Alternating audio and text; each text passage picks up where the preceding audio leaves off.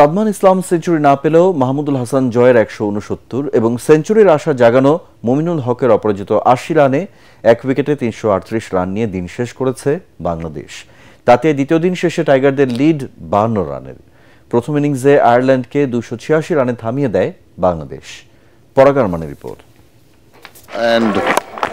এমন ফুরফুরে মেজাজের দিন বহুদিন আসেনি বাংলাদেশের ক্রিকেটে। সাবধানতার সাথে আত্মবিশ্বাস যোগ হলে যে বহুদূর এগিয়ে যাওয়া যায়, সিলেট টেস্টের দ্বিতীয় দিনে যেন তারই প্রমাণ দিল বাংলাদেশ। যে কোনো ফরম্যাটেই বাংলাদেশের এখন আতঙ্কের নাম ব্যাটিং। সবচেয়ে বড় সমস্যা ওপেনিং জুটি নিয়ে। তবে সিলেট টেস্টে আইরিশদের বিপক্ষে ওয়ানডে মেজাজের ব্যাটিংয়ে ৪৯ বলে ক্যারিয়ারের সপ্তম 50 তুলে নেন বাঁহাতি ওপেনার সাদমান ইসলাম। এরপর ৭২ বলে ক্যারিয়ারের পঞ্চম 50 তুলে নেন মাহমুদুল হাসান জয়। প্রথম সেশনে বিনা উইকেটে বাংলাদেশের পুঁজি ১০৯ রান। তবে টেস্ট ক্রিকেটে ১৫০ ছড়ানো ওপেনিং জুটি দেখতে অপেক্ষায় থাকতে হয় ৩.৫ বছর। দলের ১৫৮ রানের জুটি ভাঙে ৮০ রানে থাকা সাদমান ইসলামের বিদায়ে। তখন ৮৫ রানে ছিলেন মাহমুদুল হাসান। এরপর মমিনুলের সঙ্গে দ্বিতীয় উইকেটে জুটি বাঁধেন তিনি।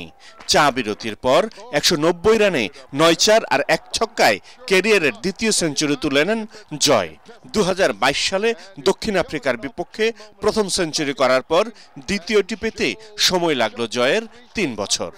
দলের ২৬০ রানে ম্যাকব্রাইনকে ডিপ মিড উইকেটের উপর দিয়ে ছক্কা হাঁকিয়ে ক্যারিয়ারের ৩৬তম 50 পেয়ে যান মমিনুল। এতে নিজেদের টেস্ট ইতিহাসে দ্বিতীয়বারের মতো বাংলাদেশের প্রথম ৩ ব্যাটার 50 পেলেন। দিনের বাকি সময়টা আইরিশ বোলারদের কোনো সুযোগই দেননি মাহমুদুল হাসান জয় ও মমিনুল হক। টেস্টের দ্বিতীয় দিন শেষে জয় ১৬৯ এবং সেঞ্চুরির আশা জাগিয়ে মমিনুল ৮০ রানে অপরাজিত আছেন। সকালে গতকালের ৮ উইকেটে ২৭০ রান নিয়ে খেলতে নেমে দ্বিতীয় দিনে মাত্র ১৪ বল টিকতে পারে আয়ারল্যান্ড। মেথু হামফ্রেসকে লেগ বিফোরের ফাঁদে ফেলেন তাইজুল ইসলাম।